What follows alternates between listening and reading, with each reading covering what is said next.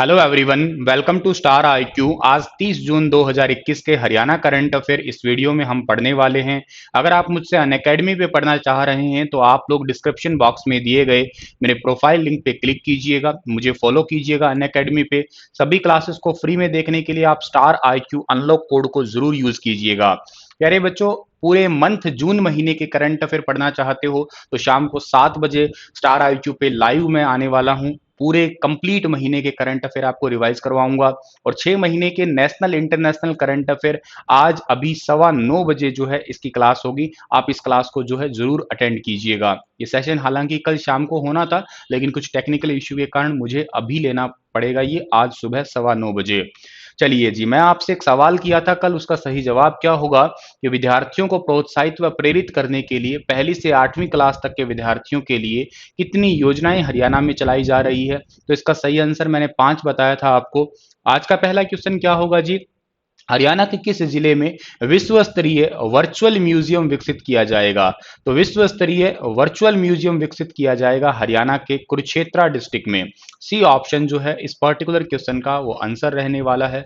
हरियाणा की महाभारत और गीता से रिलेटेड जो है ना इस म्यूजियम में चीजें रखी जाएंगी। और इसे कौन सा डिपार्टमेंट स्टार्ट करेगा हरियाणा का सर? केंद्रीय पर्यटन मंत्रालय और हरियाणा सरकार का जो पर्यटन मंत्रालय है, ये दोनों मिलकर संयुक्त रूप से जो है यहाँ पे एक मतलब वर्ल्ड लेवल का वर्ल्ड क्लास वर्चुअल म्यूजियम है उसको स्थापित करेगी, ताकि कोई भी आगंतुक आता है तो महाभारत या गीता से संबंधित चीजों को इस म्यूजियम में आसानी से देख सके। इतनी बात आपको याद रखनी है। जहां पे कुरुक्षेत्र की बात की है तो कुरुक्षेत्र को आप लोग इतिहास में 48 कोस भूमि कहा करते हैं, क्योंकि यहाँ पे ही द्वैत वन हुआ करता था। द्वैत वन पे हल चला के सबसे पहली बार जो है वो खेती की गई थी इसी 48 कोस भूमि पे। कुरुक्षेत्र के अंदर गीता जयंती महोत्सव का भी आयोजन किया जाता है हर साल। इस बार भी हुआ था 17 दिसंबर से 25 दिसंबर 2020 के दौरान। कुरुक्षेत्र को हरियाणा की धर्म नगरी तो हम लोग कहते ही कहते हैं। कुरुक्षेत्र के शाहबाद से रानी रामपाल का संबंध है, और जो कि अभी रिसेंटली टोक्यो ओलंपिक के हॉकी प्लेयर या हॉकी की कैप्टन की टीम में जो मतलब उस फीमेल हॉकी कैप्टन के रूप में सिलेक्ट भी हुई है। तो आप लोग जरूर याद रखिएगा उनका नाम। हालांकि उनके साथ में शाहबाद से ही नवजोत नवनीत भी है, लेकिन शाहबाद से रानी रामपाल का नाम यकीनन आपको याद रखना होगा। दूसरा क्वेश्चन क्या होगा सरकार? दूसरा क्वेश्चन ये है कि हाल ही में केंद्र सरकार ने हरियाणा के कितने प्रोजेक्ट्स को स्वीकृति प्रदान की है। तो केंद्र सरकार ने हरियाणा के 5 प्रोजेक्ट को जो है वो स्वीकृति दी है। बी ऑप्शन ठीक रहेगा। सर 5 प्रोजेक्ट कौन से हैं? एक तो Delhi Panipat rapid rail transit system को करनाल तक बढ़ाया जाएगा। दूसरा है कालका से कालेसर तक जो है साइकिल व मोटरसाइकिल का ट्रैक बनेगा। ज्योतिसर में महाभारत को जीवित करेगा विश्व स्तरीय वर्चुअल म्यूजियम। अच्छा, मोरनी में जो है वो एडवेंचर स्पोर्ट्स परियोजना के विस्तार में केंद्र सरकार मदद करेगी। और अगली आपकी परियोजना है ये कि सिंधु घाटी की पहचान राखी गढ़ी को साइकिल ट्रैक मिलेगा अलग से।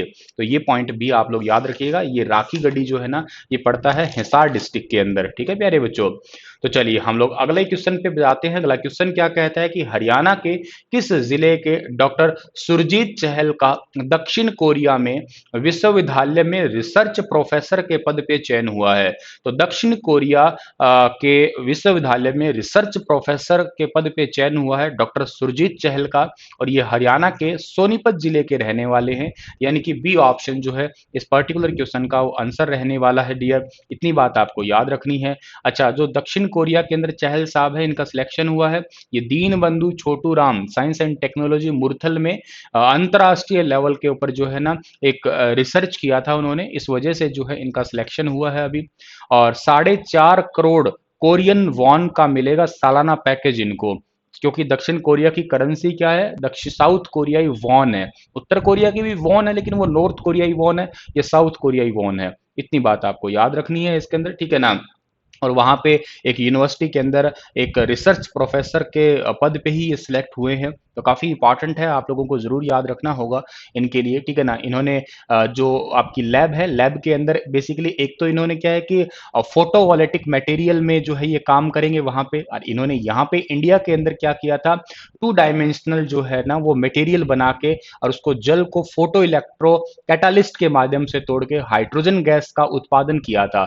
और वहां पे भी उसी पे ही आगे जाके फर्दर रिसर्च करने वाले हैं ये दक्षिण कोरिया के अंदर। तो इतनी बातें आपको याद रखनी है इस वाले क्वेश्चन से। और दक्षिण कोरिया का अगर मैं जिक्र करता हूं यहाँ पे, तो दक्षिण कोरिया की करेंसी सियोल है, याद रखिएगा। दक्षिण कोरिया के राष्ट्रपति का नाम मून जे इन है। और नॉर्थ कोरिया और साउथ कोरिया के बीच की लाइन को आप 38 पैरेलल कहा करते हैं। हाल ही में हिसार जिले की किस ग्राम पंचायत को नगर पालिका घोषित किया गया है? हिसार जिले की ग्राम पंचायत आदमपुर जो है ना, आदमपुर, इसको नगर पालिका घोषित किया है डियर। यानी कि ए ऑप्शन जो है इस पर्टिकुलर क्वेश्चन का वो आंसर रहने वाला है। आपको ये बहुत ही सिंपल तरीके से याद रखना है कि हिसार जिले की कौन सी ग्राम पंचायत है जिसको जो है ना अभी रिसेंटली नगर पालिका घोषित किया गया है। बहुत टाइम से लोगों की मांग थी कि इस एरिया को जो है नगर पालिका बनाया जाए, ठीक है। तो लेकिन अब जो है इसको नगर पालिका घोषित किया है।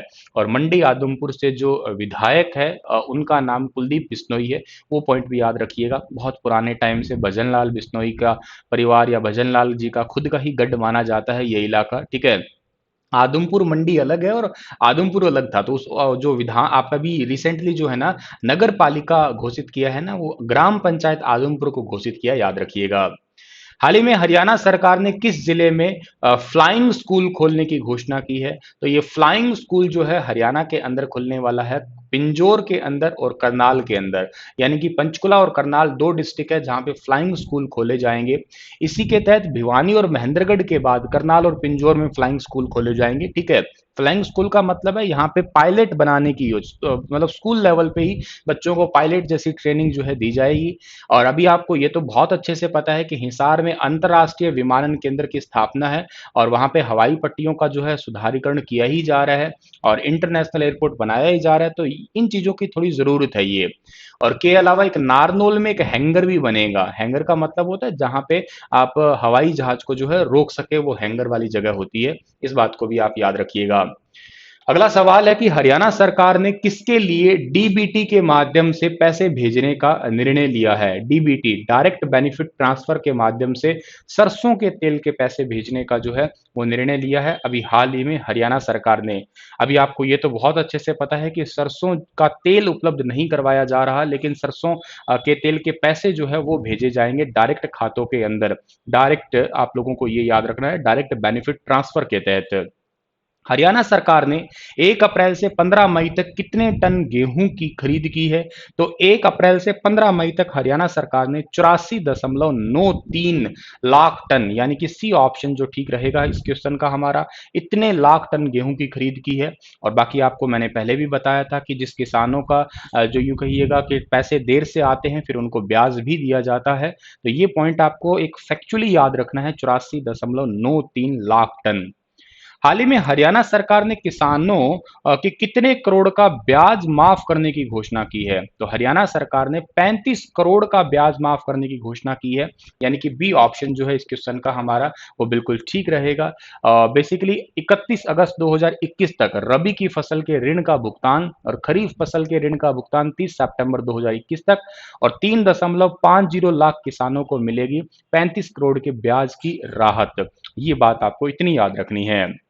हरियाणा के किस गांव में 100% वैक्सीनेशन करवा के एक मिसाल पैदा की है अभी? तो हरियाणा का चरखी दादरी जिले का एक गांव है जिसका नाम है गोविंदपुर। और गोविंदपुर में 18 से ज्यादा जो उम्र के लोग हैं उनका 100% जो है वैक्सीनेशन हो गया। तो ये पॉइंट भी आप याद रखिएगा। नवनिर्मित जिला है हरियाणा का चरखी दादरी।